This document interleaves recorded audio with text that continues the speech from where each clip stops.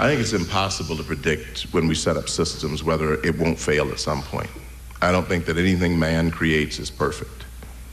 And I'm not so sure that it needs fixing. I don't want to be a part of it again, I can tell you that much. You know, I don't want to be in the middle of that sort of thing. But Clarence Thomas is part of it again. When the Supreme Court Justice said he didn't want to be in the middle of that sort of thing, it was April 8th, 2002, and he was talking about Bush v. Gore, the case that decided the 2000 presidential election. Now, Justice Thomas is hearing the oral argument in Trump v. Anderson, and the Supreme Court will decide whether Donald Trump is eligible for Colorado's Republican primary ballot. Like Bush v. Gore nearly a quarter century ago, Trump v. Anderson puts the Supreme Court squarely in a central role in a presidential election. Clarence Thomas is the only remaining member of the Supreme Court that, in December 2000, decided Bush v. Gore. In this episode of C-SPAN's podcast, The Weekly, right as the court decides a new case with immediate bearing on a presidential election, we hear what Justice Thomas has said about that landmark Supreme Court case, Bush v. Gore. In the Supreme Court's December 12, 2000, 5-4 ruling in Bush v. Gore, Justice Clarence Thomas joined the majority opinion that said Florida had run out of time to recount disputed ballots without violating the constitutional guarantee of equal protection. The decision gave George W. Bush Florida's electoral votes, and that decided the election. The day after the decision, Justice Thomas kept a previously scheduled commitment to meet with high school students. The conversation, exclusive on C-SPAN from the court, was the first public meeting by any Supreme Court justice after the Bush v. Gore decision. Here's what Justice Thomas told the students on December 13th, 2000. Well, good morning. You all have exquisite timing. If you'd come a day earlier, I think we would probably not be able to do this. If you'd come a day later, I probably would have collapsed by then.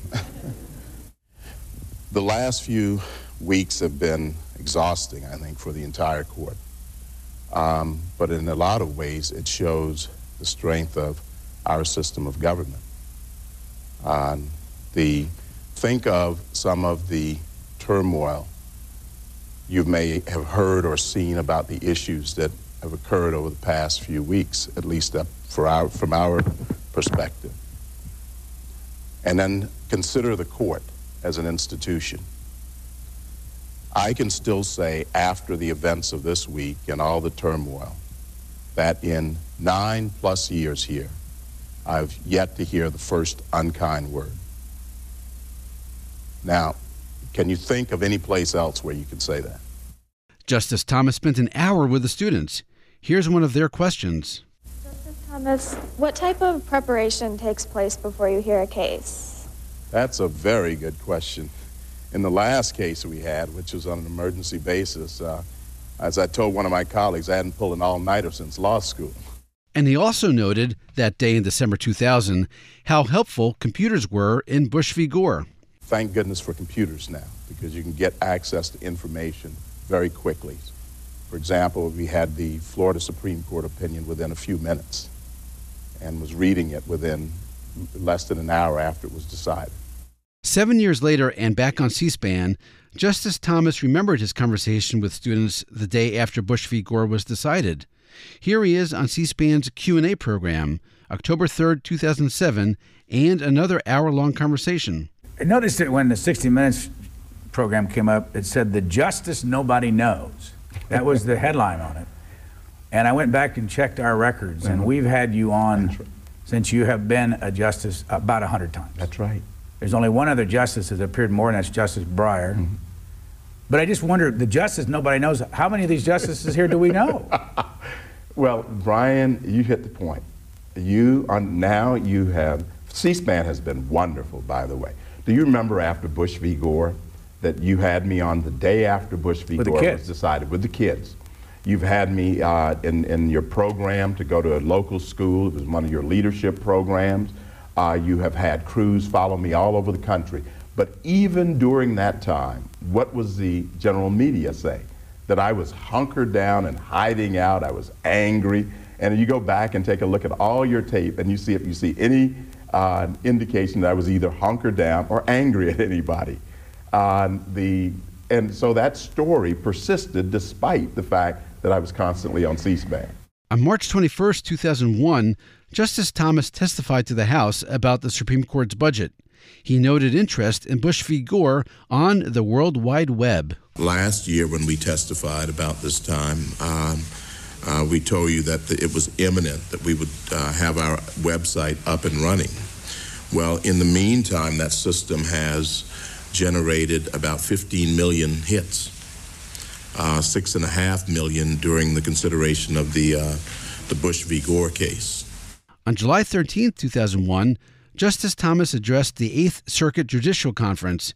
He discussed Supreme Court rulings during the 2000-2001 term. But inevitably, any Supreme Court roundup this year must turn to the election cases, Bush v. Gore and Bush v. Palm Beach County Canvassing Board. As you all know, in these cases, the court reviewed two decisions of the Florida Supreme Court relating to the 2000 presidential election. In the Palm Beach County case, the court unanimously vacated the Florida Supreme Court's decision extending the deadline for certifying election results and remanded for further clarification. In Bush v. Gore, the court reversed the Florida court's decision ordering further recounts of ballots. The per curiam opinion held that the recount procedures violated the constitutional guarantee of equal protection. The Chief Justice, joined by Justice Scalia and myself, wrote a concurring opinion that argued that the Florida court's decision conflicted with the procedures established by the Florida legislature and therefore violated Article 2 of the Constitution. Much has been made about the effect of the two election cases on the court as an institution. I personally see no effect of the way that we treat each other after those cases. Indeed, we continue to treat each other with respect, and in the aftermath of those cases, we have maintained our friendships and our professionalism. What did Clarence Thomas do right after Bush v. Gore? Here's what the justice told Yale University Law School on October 25th, 2014. Well, after Bush v. Gore, you all probably don't recall that case. The one thing about these old motor coaches is you spend a lot of time repairing them. So my wife, I would take it in and it was constantly being repaired. She said, oh, I get it. This always goes on, right? So you're always taking it to be repaired. It was scheduled the week that we had Bush v. Gore to be in Florida. Of course, I had to drive it there. And so I rescheduled, and the week after, things were a little bit dicey driving down to Florida. And I stopped in Brunswick, Georgia at a Flying J truck stop. Not many people even know those places exist, but it's actually pretty interesting. So I'm refueling, which is an interesting experience, with all the 18-wheelers on, and one of the truckers walks by as I'm refueling, and he says to me, did anybody ever tell you look like Clarence Thomas? And I said, oh, yeah. And he said, I bet it happens all the time, doesn't it?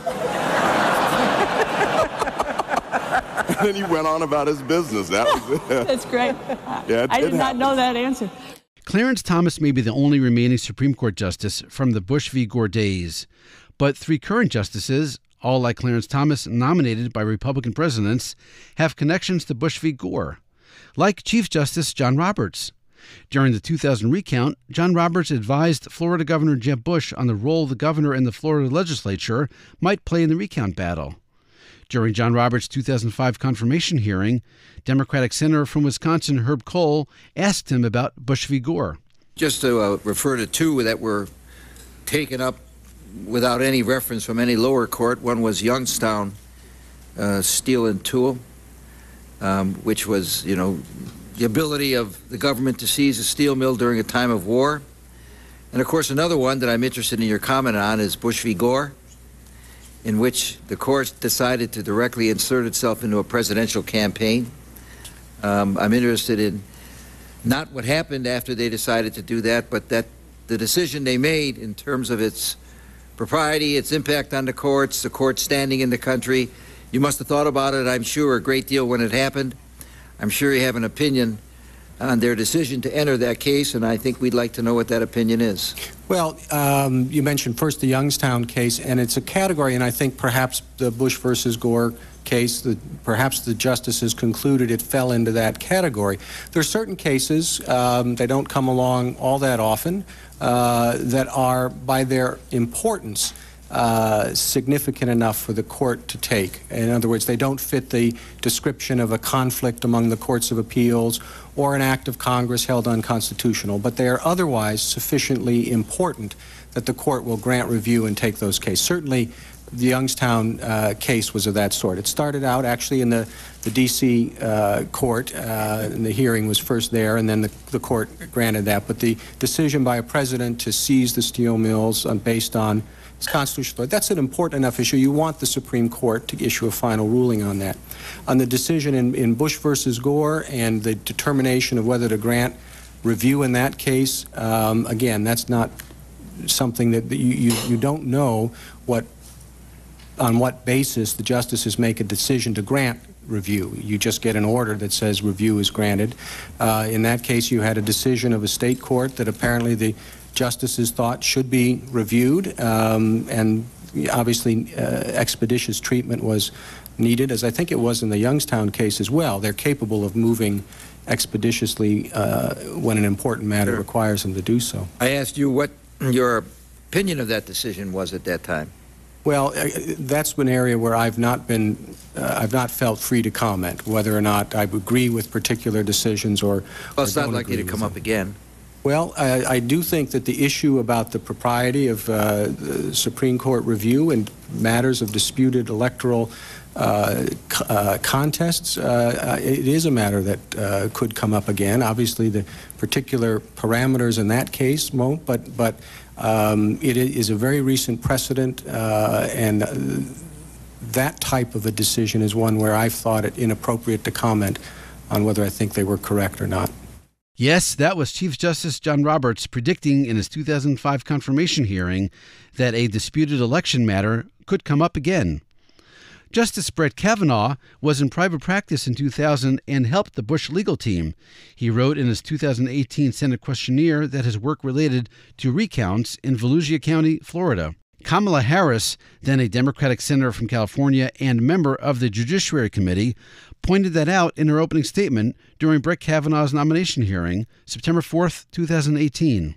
This nominee has devoted his entire career to a conservative Republican agenda, helping to spearhead a partisan investigation into President Clinton, helping George W. Bush's legal team ensure that every vote was not counted in Bush v. Gore.